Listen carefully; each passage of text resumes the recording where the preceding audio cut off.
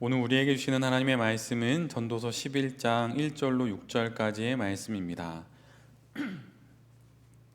전도서 11장 1절로 6절까지의 말씀을 한 절씩 교독하고 마지막 절은 같이 보도록 하겠습니다. 제가 먼저 봅니다. 너는 내 떡을 물 위에 던져라. 여러 날 후에 도로 찾으리라.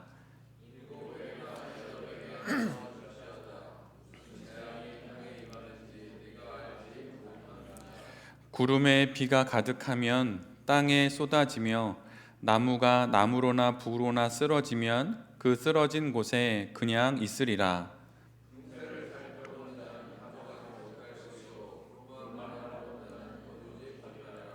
바람의 길이 어떠함과 아이벤자의 태에서 뼈가 어떻게 자라는지 내가 알지 못함 같이 만사를 성취하시는 하나님의 일을 내가 알지 못하느니라. 너는 아침에 씨를 뿌리고 저녁에도 손을 놓지 말라. 이것이 잘 될는지 저것이 잘 될는지 혹 둘이 다 잘 될는지 알지 못함이니라. 아멘. 오늘은 전도서 11장의 말씀을 갖고 떡을 물에 던지는 사업, 떡을 물에 던지는 사업 이런 제목으로 함께 하나님 말씀을 나누도록 하겠습니다. 오늘 전도자는 전도서 11장에서 지혜의 말씀을 우리 모두에게 전해줍니다. 그 말씀을 한 절로 요약하자면 그것은 바로 1절의 말씀입니다. 제가 한번 다시 읽어드리면 내가 가지고 있는 떡을 물 위에 던져라. 그러면 여러 날 후에 도로 찾게 될 것이다. 사실 우리가 이 본문을 이해하기 위해선 2000년 전, 아니죠, 수천 년 전 유대 땅에 있는 그 속담을 잘 알아야 하는데 정확히 그 속담을 오늘 본문은 기록하고 있기 때문입니다. 떡을 물 위에 던져라. 이 말이 우리는 무슨 말인지 잘 모르지만 다른 성경의 번역본을 읽어보면 그 말의 분위기와 뉘앙스를 우리 모두는 알게 됩니다. 제가 그 말씀을 세 번역으로 읽어드립니다. 돈이 있으면 무역에 투자하여라. 여러 날 뒤에 너는 이윤을 남길 것이다. 공동 번역으로 읽어드리면 돈이 있거든 눈 감고 사업에 투자해 두어라. 참고 기다리면 언젠가는 이윤이 되어 돌아올 것이다. 이외에 또 번역본을 읽어보면 어찌되었든 내 수중에 어떤 돈이나 재산이나 자산이 있으면 그것을 가만히 갖고 있지 말고 그것을 어찌되었든 투자든 아니면 구제든 그 어떤 형식으로든 사용하라는 의미로 모든 성경은 번역해 놓고 있습니다. 그래서 떡을 물 위에 던지라고 하는 그 말은 내가 가지고 있는 어떤 자원이 있다면 그것을 반드시 사용해야 한다는 것이에요. 그렇게 할 때만이 던져야 돌아올 수 있다는 것입니다. 부메랑처럼 던져야 돌아올 수 있는 것이 바로 지금 내가 갖고 있는 자산이고 내가 가지고 있는 재물이고 내가 가지고 있는 능력이라고 전도자는 말하고 있어요. 그렇게 던질 때만이 그것이 기회가 되어서 다시 내게 돌아올 수 있다고 전도자는 전도서 11장 가장 첫 번째에 그 말을 하고 있는 것입니다. 사실 이 말씀을 읽다 보면 소위 요즘에 한국 사회나 자본주의 사회에서 이야기하고 있는 어떤 재물이나 어떤 자본이 있으면 그것을 묵혀두고 가만히 두는 것은 인플레이션 때문에 그것 때문에 자연히 그 가치가 줄어드는 것이라고 말하는 것하고 맥이 닿아 있는 것처럼 읽힙니다. 근데 여러 주석을 읽어봐도 사실은 그런 내용이에요. 실제로 여러분, 우리 모두는 사업을 하고 있습니다. 근데 여러분, 사업을 무엇이라고 정의할 수 있을까요? 여러 이야기를 할 수 있지만 성경과 또 여러 믿음의 사람들의 이야기를 갖고 정의해 보자면 사업이란 불확실한 세상 가운데 확실한 무엇인가를 만들어내는 것이라고 말할 수 있습니다. 확실한 세상에서 더 확실하고 뚜렷한 무엇을 만들어내는 것이 사업이 아니라 불확실한 세상 가운데 확실한 무엇인가를 만들어내는 것, 그것이 사업이라고 하는 것이죠. 다른 말로 말하자면 모험이라고 할 수 있습니다. 사업은 모험을 하는 것이에요. 모험이 되기 위한 가장 마땅한 요소가 무엇일까요? 그것은 바로 안전하지 않아야 한다는 것입니다. 안전이 보장되는 순간 그것은 더 이상 모험이 아닙니다. 이미 모든 것은 다 알고 있고 세팅되어 있으니 그냥 아는 일을 하는 것 뿐이죠. 그런데 우리가 하고 있는 사업은 그렇지가 않습니다. 당장 다음 달에 한국과 외국의 여러 경기가 어떻게 될지 알 수 없고 주식의 현황과 또 환율이 어떻게 될지 전혀 알 수 없습니다. 내가 투자하려고 하는 그 분야나 함께 사업을 하려고 하는 그 동업자의 마음이 어떻게 바뀔지 알 수도 없는 것이지요. 그래서 사업은 말 그대로 모험입니다. 그러기에 사업을 하면서 위험을 감수하지 않고 있다면 그것은 모험이 아니고 결국은 사업이 아닌 것이에요. 만약 지금 내가 사업의 길을 온전히 제대로 걸어가고 있다면 그 증거는 바로 지금 내가 불안과 떨림과 걱정의 마음으로 모험하고 있다는 그런 증거가 반드시 있어야 한다는 것입니다. 안전한 사업 이런 게 있을까요? 여기에 투자만 하면 매달 200만 원씩 따박따박 통장에 들어옵니다 라고 말하는 그 안전한 사업이 여러분 그게 안전한 것일까요? 그렇게 말하는 건 대부분 다단계이거나 아니면 잘못된 사업인 경우가 훨씬 많고 사기입니다. 안전을 이야기하는 사업, 그런 것은 대부분 다 오히려 사기에 가까운 것이에요. 그래서 내가 사업을 하면서 안전한 사업을 하겠다라고 말하는 것은 마치 동그란 삼각형을 그리겠다라고 말하는 것과 똑같은 것입니다. 말은 할 수 있지만 존재하지 않는 바로 그러한 것을 원하는 것이 바로 안전한 사업을 하겠다는 것이에요. 사실 이것은 조금 더 넓은 의미로 보자면 우리의 인생 자체가 원래 안전하지 않습니다. 인생은 그 자체로 불확실합니다. 우리는 알지 못하고 우리는 무지하고 한 시간 뒤에 무슨 일이 일어날지 전혀 알지 못합니다. 지금으로부터 2, 3년 전에 우리는 코로나를 겪었습니다. 근데 코로나와 같은 그 일을 한 나라나 한 지역이 아니라 온 세계가 겪게 될 것이라고 생각했던 사람은 아무도 없었어요. 인생 자체가, 우리가 살아가는 우리의 삶 자체가 원래 불확실한 것입니다. 그래서 안전한 사업, 이렇게 말하는 것은 있을 수 없는 것을 말하고 있는 것이에요. 사업을 하고 있다면 모험을 그래서 두려워해서는 안 되는 것입니다. 불확실한 상황과 형편을 만약 지금 맞게 되었다면 당황할 것이 아니라 옳게 온 것 뿐인 것이에요. 두려워해서는 결코 안 된다는 것입니다. 소위 우스갯소리로 성경에 365번 기록되어 있다는 말이 있습니다. 그것은 바로 두려워하지 말라는 말입니다. 어떻게 생각해 보면 믿음을 가져라, 예수님을 믿어라, 기도해라, 말씀 묵상해라, 이런 것이 365번 적혀 있는 것이 더 맞을 것 같은데 왜 성경에는 두려워하지 말라는 말이 매일 하루에 한 번씩 되뇌어야 할 기도처럼 그렇게 기록되어 있는 것일까요? 사실 그것에는 이유가 있습니다. 그것은 무엇이냐면 바로 두려움이라고 하는 것이 모든 부정적인 정서의 뿌리가 되기 때문이에요. 성경뿐만 아니라 믿음의 선인들이 썼던 오랜 기독교 전통에서의 많은 책과 그들의 글들을 읽어보면 늘 언제나 그들이 가장 먼저 주목하는 그리스도인들의 정서는 두려움입니다. 그 두려움을 다뤄야 한다고 가장 많이 이야기하고 있어요. 그것은 바로 그 두려움이 우리 안에서 파생되는 모든 정서의 뿌리가 되기 때문입니다. 달리 말하면 그 두려움이 모든 악의 근원이기 때문이에요.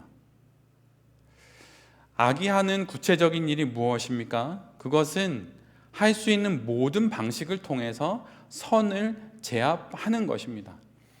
그런데 그 도구로 가장 강력하게 사용되는 것이 바로 두려움이라고 하는 것이에요. 이런 말이 있죠. 약간만 비겁하면 사는 것이 편하다. 여러분 그거 실제로 그렇습니다. 조금만 비겁하면 사는 것이 편합니다. 그런데 한 번 비겁하면 두 번 비겁하기는 매우 쉽습니다. 그리고 결국에는 아주 큰 사안에 있어서도 전혀 하나님의 뜻과는 상관이 없는 선택을 하게 되는 것이죠. 그 비겁한 선택의 근원이 무엇입니까? 두려워하는 것이에요. 그래서 사탄이 자신의 악을 통해 선을 제압하는 도구로 가장 강력하게 사용하는 것이 바로 두려움이라고 하는 것입니다. 두려움을 가리켜서 믿음의 선인들은 이렇게 이야기를 했어요. 미래에 알 수 없는 슬픔, 그것을 바로 두려움이라고 정의해 두었습니다. 근데 여기서 말하는 그 슬픔은 그냥 우리가 마음이 슬퍼서 우는 그런 슬픔을 말하는 것이 아니라 슬픔, 우울함, 괴로움, 무기력, 이 모든 것들을 의미하는 것이에요. 즉 두려움이란 미래에 대한 슬픔인데 아직 있지 않은 미래에 크고 낯설고 예측이 불가능한 것에 대한 상상으로 인해서 갖게 된 그 슬픔, 그것으로부터 비롯된 것이 두려움이라고 하는 것입니다. 그래서 그 두려움 때문에 이스라엘 백성들은 요단강을 건너지 못했고, 두려움 때문에 홍해를 건너지 않으려고 했고, 홍해를 건넜지만 애굽으로 돌아가려고 했던 것이에요. 우리의 믿음의 반대편엔 불신이 있지 않습니다. 믿음의 반대편엔 두려움이 있어요. 그 두려움에 우리가 무릎을 꿇으니 결국 하나님을 믿지 않게 된 것이고, 홍해를 건너지 않고 요단강을 건너지 않고 약속된 가나안도 들어가지 않는 것이에요. 물론 두려움이라고 하는 정서가 나쁜 것은 아닙니다. 만약 모든 사람들이 두려움이 없다면 온 세계는 무법천지가 될 것이에요. 내가 저지른 죄에 대한 그 상응하는 벌이 있기에 그 두려움 때문에 죄를 지으려고 하는 마음이 억제됩니다. 그리고 우리 아이들은 만약에 슈퍼맨 영화를 봤다면 보자기를 메고 막 아파트에서 뛰어내려야 될 텐데 그러지 않지요. 왜 그렇습니까? 두려움이 있기 때문이에요. 그런데 두려움이 온전하게 영혼의 안목으로 잘 다루어지지 않으면 결국 그 두려움으로 인하여서 불안이 생기고, 불안함으로 인하여서 결국 나의 인생은 불행했다고까지 말하는 지경에 이르게 되는 것입니다. 적절한 두려움은 우리를 위기로부터 보호해 주지만 마땅치 않은 두려움은 우리를 상하게 할 수 있다는 것이에요.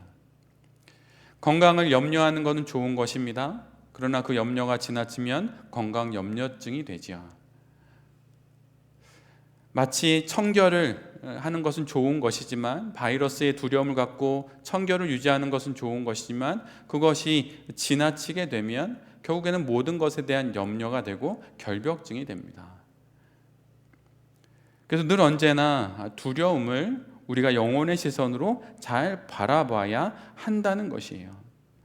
여러분 혹시 두려움을 많이 가진 사람, 그래서 모든 것을 철저히 준비하는 사람의 인생을 잘 들여다본 적이 있으십니까? 그들을 들여다보면 알게 되는 것이 있어요. 외부의 적으로부터의 그 공격에 대한 두려움으로 성을 쌓았습니다. 근데 뭔가 부족한 게 보여서 또 쌓았어요. 겹겹이 성을 쌓아서 어느 누구도 들어오지 못하게 가장 안전한 성을 만들었습니다.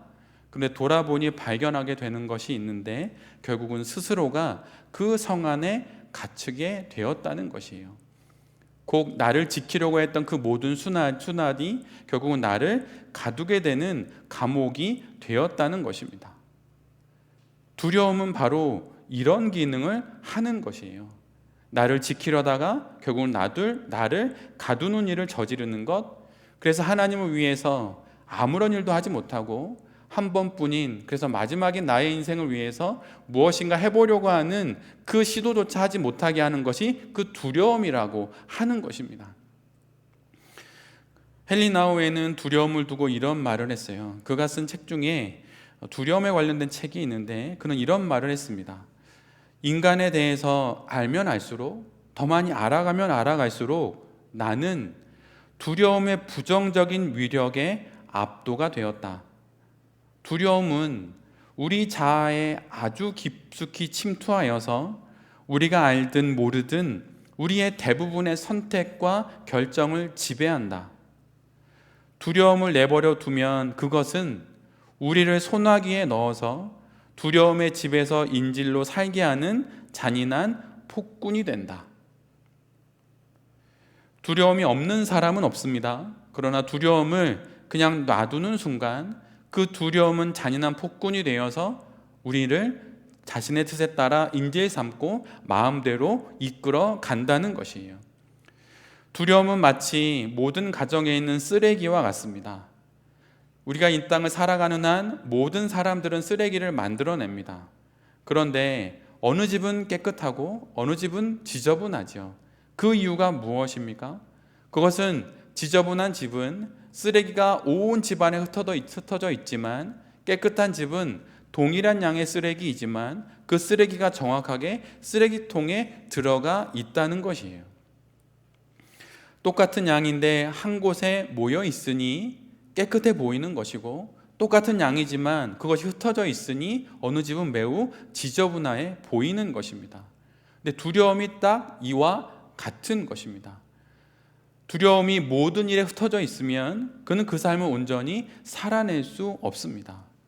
헨리 나우엔이 이것을 보았던 것이에요. 두려움이 우리 마음 이곳저곳에 두루 퍼져 있으면 두려움의 시선으로 삶을 보기 때문에 선택도 결정도 모두 잘못될 수밖에 없는 것입니다. 흔들리는 영혼으로 우리가 결정해야 되는 선택지가 여러 가지 있는데 그 중에 가장 적절한 걸 고를 수는 없는 것이에요. 나의 영혼이 차분하고 침착하게 마음을 가지런히 한 이후에야 비로소 사태가 분별되어 마땅히 고를 수 있는 걸 고르게 되는 것이죠. 근데 우리의 영혼을 이렇게 뒤흔드는 것이 바로 두려움이라고 하는 것입니다. 두려움은 늘 언제나 우리의 인생에 다가온 문제들을 과대평가하게 하고 우리에게 도움을 주시는 하나님을 과소평가하게 합니다. 이것이 반대라면 전혀 문제가 되지 않겠죠. 두려울 때 하나님이 커 보이고 오히려 내가 보이는 문제가 작아 보인다면 그건 좋은 것입니다. 그러나 거의 그렇지가 않아요. 우리가 가진 두려움은 내가 맞이하고 있는 사연과 사건들은 과대평가하게 하고 오히려 하나님은 작아 보이게 합니다. 길들여지지 못한 두려움은 이런 많은 문제를 야기하게 되는 것이에요. 그래서 세상에서 마케팅 전략을 세우는 과정에도 공포 마케팅이라는 것을 사용하게 되죠. 오늘이 마감입니다. 오늘 등록하지 않으면 그러면 안 됩니다. 내일부터 더 돈이 올라갑니다. 이런 얘기를 하죠. 왜 이런 걸 사용하는 것입니까? 인간의 가장 취약한 부분을 이용해서 고객의 공포나 두려움을 자극하여서 어떤 제품이나 서비스에 대한 관심과 또 호기심을 불러일으켜서 그것을 구매하게 하는 것이에요. 인간의 생존 본능을 자극하는 도구로 공포와 두려움을 사용하는 것입니다. 이처럼 두려움이 우리의 가장 취약한 정서이기 때문이에요. 그러기에 성경은 끊임없이 우리로 하여금 두려워하지 말라고 말하는 것입니다. 사업을 하면서 어떤 선택을 하거나 결정을 할 때, 어떤 시도를 할 때 제일 먼저 갖는 생각은 대부분 두려움일 것입니다. 근데 그 두려움이 만약 내 안에 생겼다면 여러분 그것에 대해서 두려움에 맞설 줄 아는 그런 믿음을 가질 수 있어야 하는 것이에요.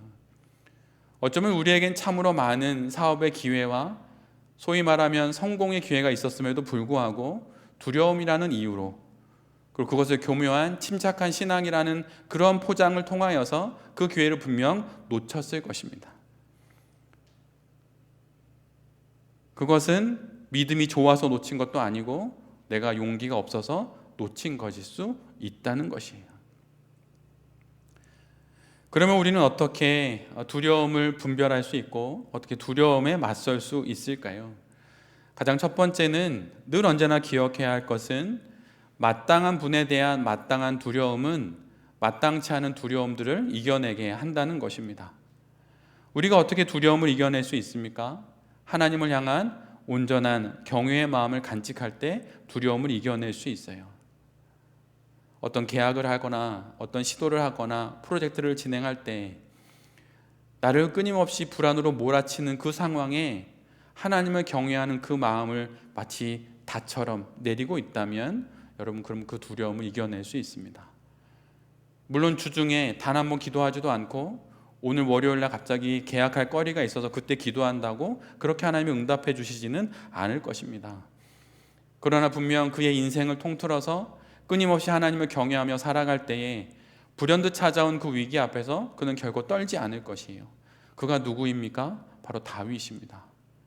그 어린 다윗이 골리앗 앞에서도 떨지 않을 수 있었던 이유는 그가 그 이전에 그렇게 살아왔기 때문인 것이에요. 양을 덮치려고 하는 그 수많은 맹수로부터 양을 지켜내면서 그 어린 소년이 이 물맷돌 하나 가지고 그 짐승을 무찔러야 하는데 얼마나 무서웠겠습니까? 근데 그 순간에 그는 그걸 경험했고 그 경험이 누적되어 지금 저 거인 골리앗 앞에서도 동일하게 행할 수 있었던 것이에요. 여러분, 사람은 정말 변하지 않습니다. 정말 안 변해요. 그래서 늘 언제나 자신이 살아온 대로 오늘을 살고 자신이 살아온 대로 늘 결정하기 마련입니다. 그래서 정말 변하고 싶으면 뼈를 깎는 변화가 필요한 것이에요. 제가 가끔 여명학교 아이들 얘기를 해드리는데, 여명학교 아이들은 북한을 떠나 중국과 제3국을 거쳐 한국까지 오기에 10년 정도 그런 생활을 합니다. 중국에 가면 거의 제가 올라서 있는 이 공간의 3분의 1 정도 되는 방에 10명의 아이들이 3년, 4년 있어야 합니다. 밖에 나가면 공안에 잡히기 때문에 그 안에만 있어야 해요.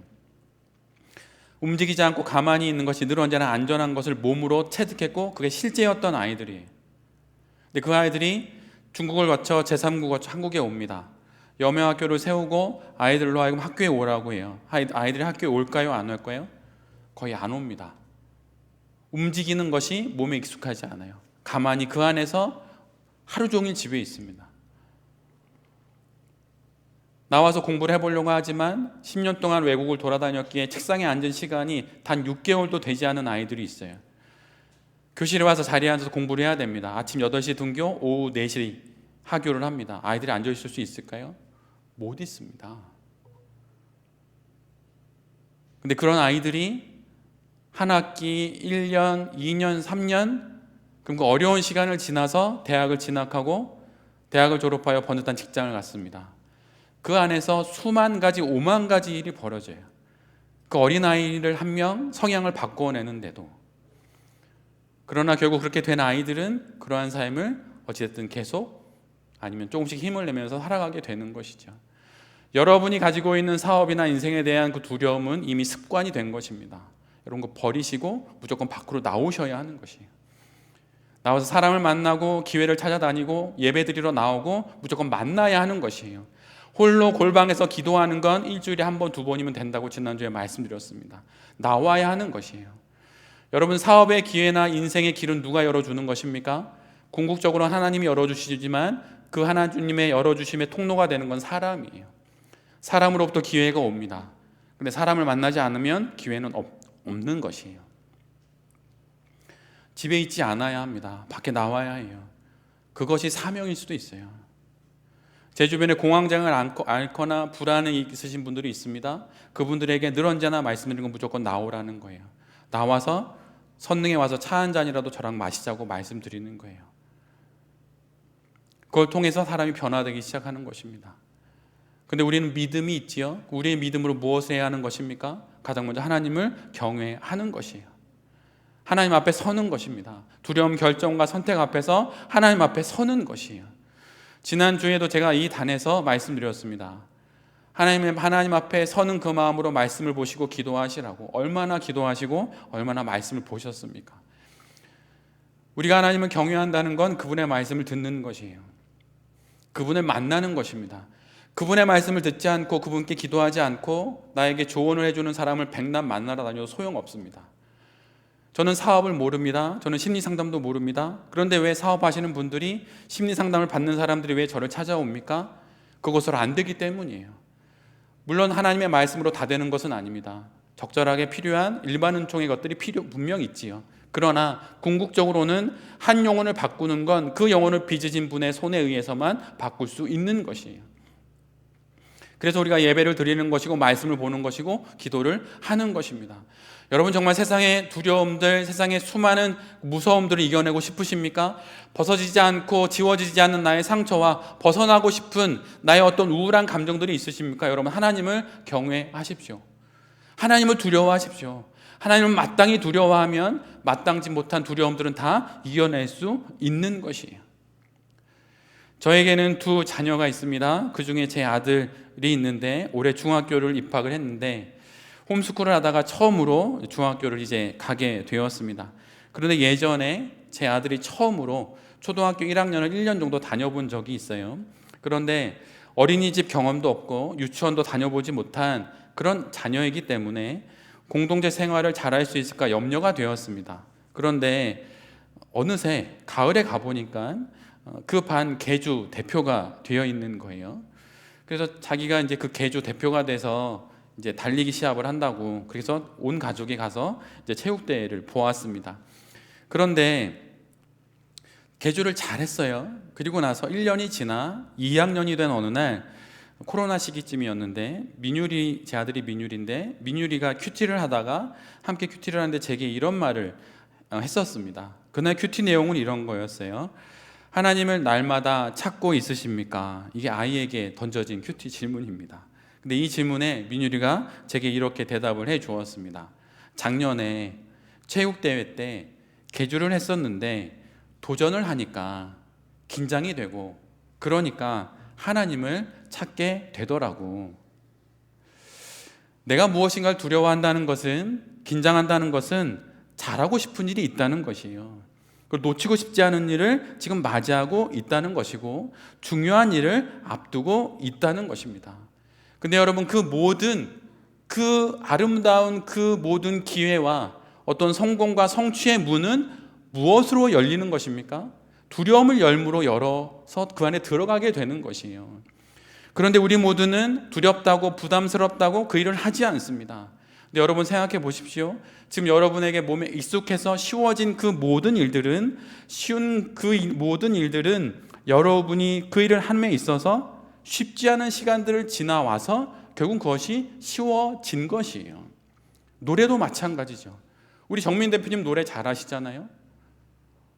그 이유는 그 수많은 쉽지 않은 노래 연습을 통해서 잘하게 되신 겁니다. 모든 쉬워진 일들은 그 이전까지 쉽지 않았던 일들이에요. 즉 어려웠고 두려웠고 힘든 일이었다는 것입니다. 그러니 여러분이 하고 싶은 어떤 성취나 성공이 있다면, 그리고 두려운 일을 지금 맡게 되었다면 그 기회 앞에 서게 된 것이에요.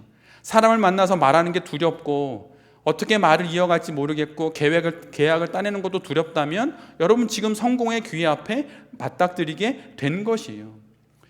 움츠러든 안전이 아니라 움직이는 도전을 선택하는 것이 여러분 그리스도인의 인생입니다. 원래 성도들은 그런 것이에요. 믿음이 그런 것이에요.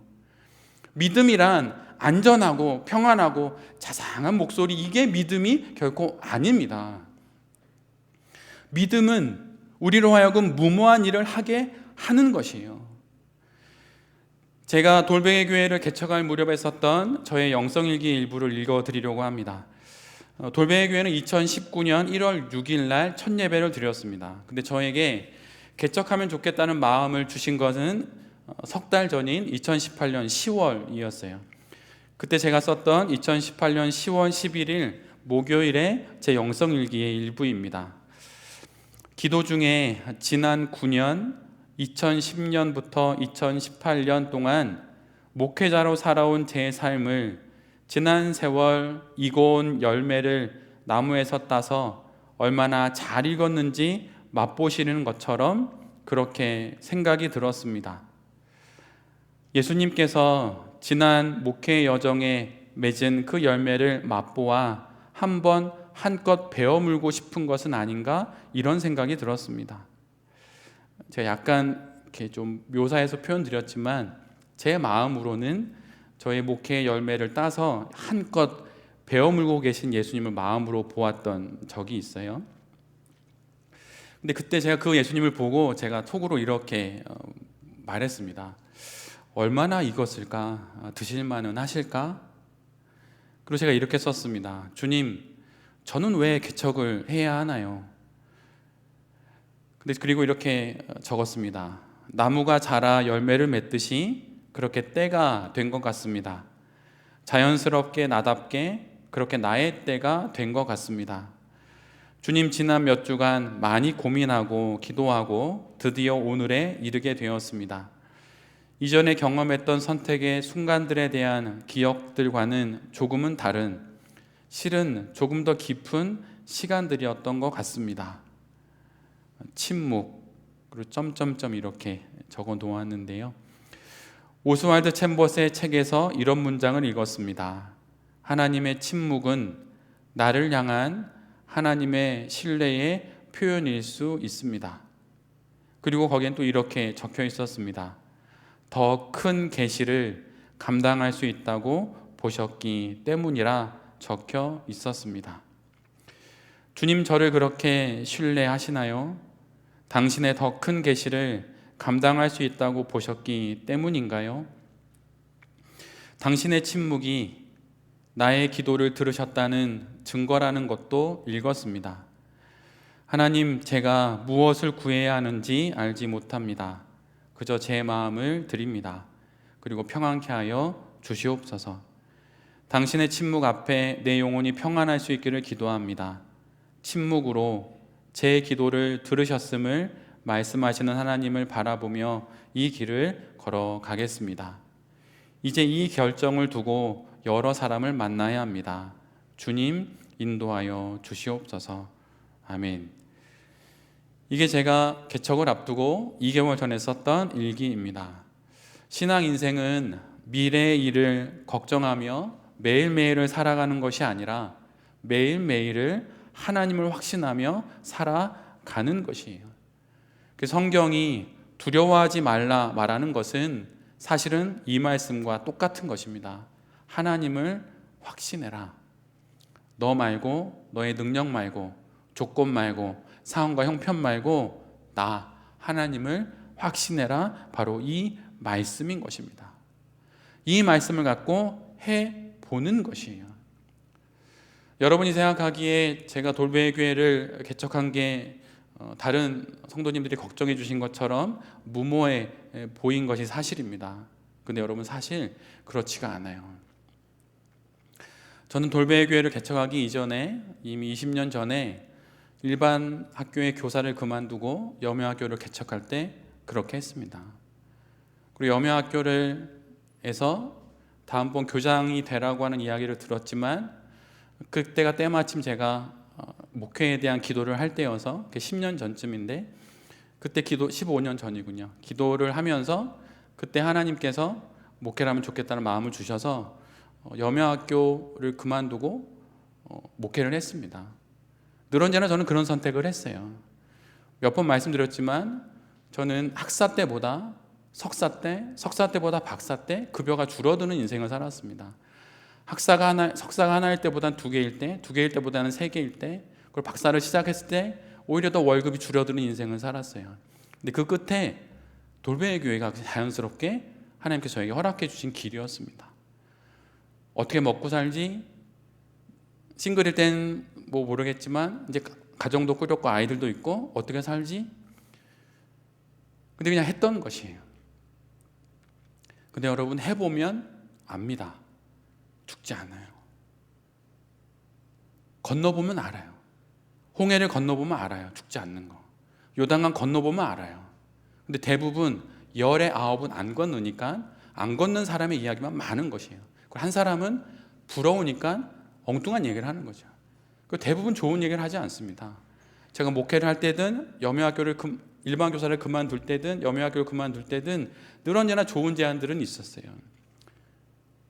늘 언제나 안정적이고 경제적으로도 생활적으로 안정적인 게 항상 있었어요.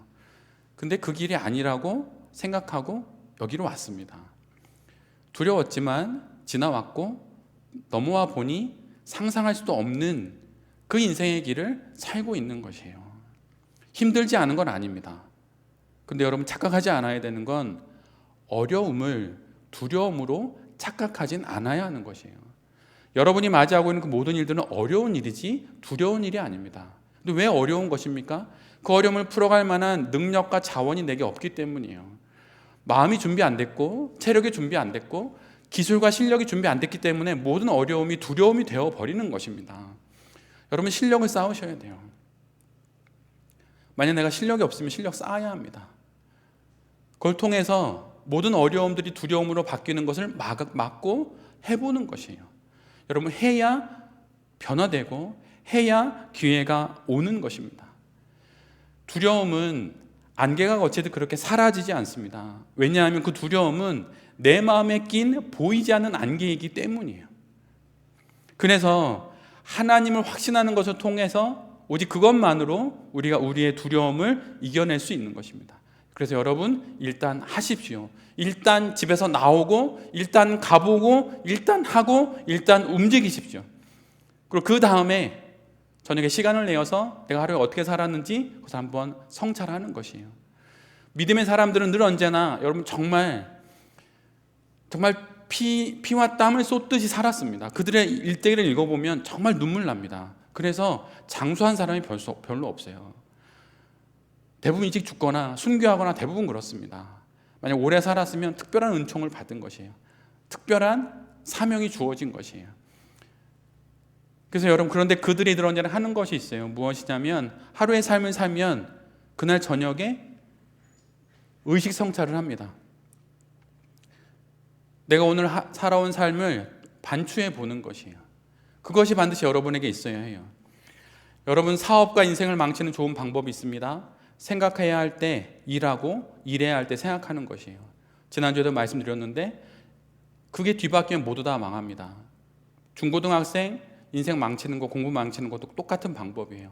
공부해야 할 때 놀고 싶을 때 놀아야 할 때 공부하는 거죠. 근데 그게 어른이 돼도 거의 바뀌지 않습니다. 여러분, 지금 여러분은 기도해야 될 때가 아니에요. 신앙서적 읽을 때가 아니에요. 여러분, 일해야 될 때입니다.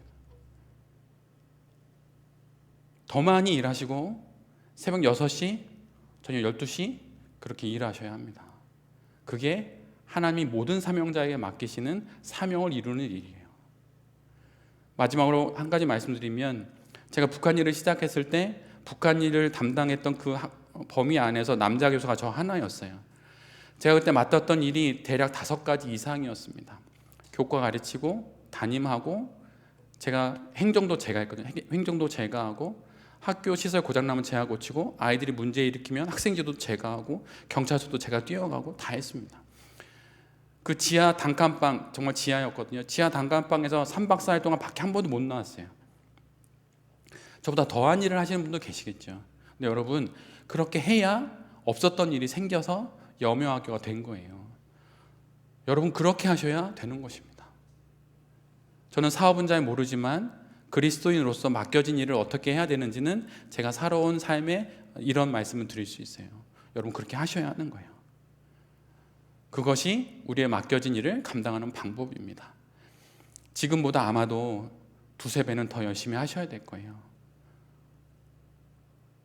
정말 기도 많이 하고 정말 뼈가 부서져라 열심히 하십시오. 어쩌면 하나님께서 보고 싶은 그런 성도는 그런 사람일 수 있어요.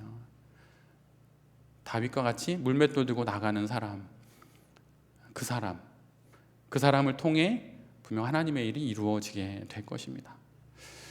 여러분이 지금까지 살아오시면서 하나님 앞에서 뭔가 새로운 일, 정말 하나님 앞에서 죽었을 때 하나님 저 이거 해봤어요 라고 이렇게 보여드릴 만한 일이 있으신가요? 저는 돌베이 교회 오기 전까지 있었어요. 그게 하나는 여명학교였어요. 근데 돌베이 교회 오고 나서 하나 더 생겼어요. 돌베이 교회예요. 그래서 하나님이 만약 너 뭐 하다 왔냐? 그렇죠. 여명학교 하다 왔는데 이건 좀 보실만 하신가요? 이런 그건 다른 사람도 했잖아. 그러면 돌베이 교회 이렇게 했는데 보실만 하신가요? 그래, 그런 거 하나 했냐? 하고 이렇게 천국문 열어주시지 않으실까? 이런 생각을 해봅니다. 여러분에게도 그런 일이 반드시 있기를 바랍니다. 그 일을 통해서 분명 하나님 놀라우신 일을 하실 겁니다. 그렇게 한 주도 또 열심히 하나님 앞에서 살고 두려움을 이겨내고 또 맡겨진 사업들을 잘 감당함으로 다음 주에 다시 모이게 되는 우리 모두가 될 수 있기를 간절히 기도드립니다. 아멘.